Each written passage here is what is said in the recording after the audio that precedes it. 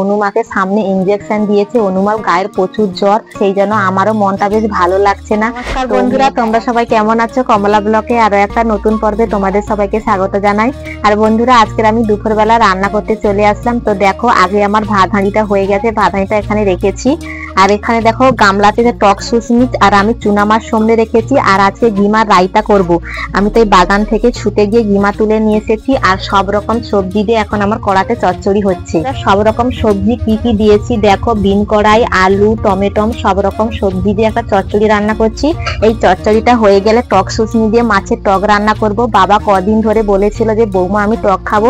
তো আমাদের বাড়িতে সব রকম টক আছে, সেগুলোও হয়। তো টক শুশমি টকটা নাকি খেতে খুবই ভালো লাগে, তাই আমাদের বাগানে এমনি মানে একা একা হয়েছিল। বাবা ওখান থেকে সকালবেলা গিয়ে তুলে নিয়ে এসেছে।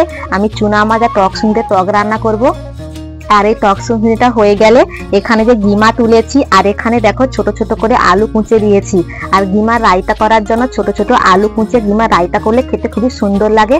আর আজকে তো অনেক রকমের তরকারি রান্না করছি, আজকে দুপুরে খাওয়াটা বেশ জমে যাবে। বন্ধুরা, কদিন ধরে অনুমার শরীরটা ভালো না, কারণ অনুমাকে সামনে ইনজেকশন দিয়েছে। অনুমার গায়ের প্রচুর জ্বর, তো মেয়েটা প্রচুর জ্ঞান জ্ঞান করছে, সেই জন্য আমারও মনটা বেশ ভালো লাগছে না। তো মেয়েটা একলা তলায় চুপচাপ ঘুমিয়ে আছে। তোমরা অনেকে কমেন্ট করে বলেছিলে অনুমা কেমন আছে, তাই তোমাদের সামনে কথাগুলো আজকে শেয়ার করলাম।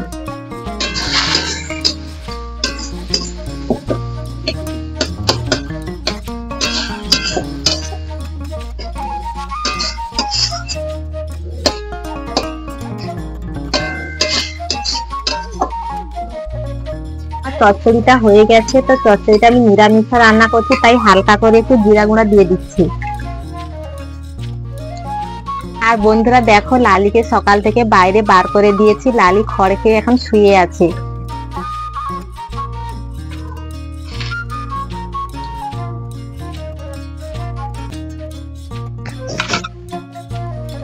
আর বন্ধুরা, আমার চচ্চড়িটা হয়ে গেছে। এখন আমি চচ্চড়িটা গামলাতে ঢেলে নিচ্ছি।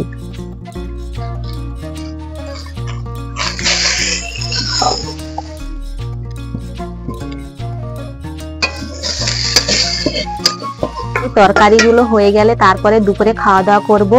এখনকে তোমাদের সাথে একটু ছোট ছোট ভিডিও শেয়ার করছি, কারণ বাড়িতে বিভিন্ন কাজের চাপ। তো আজকের ভিডিওটা এই পর্যন্ত। ভিডিওটা কেমন হয়েছে অবশ্যই কমেন্ট করে বলবে। আর ভালো লাগলে প্লিজ লাইক সাবস্ক্রাইব করে আমাদের পাশে থাকো।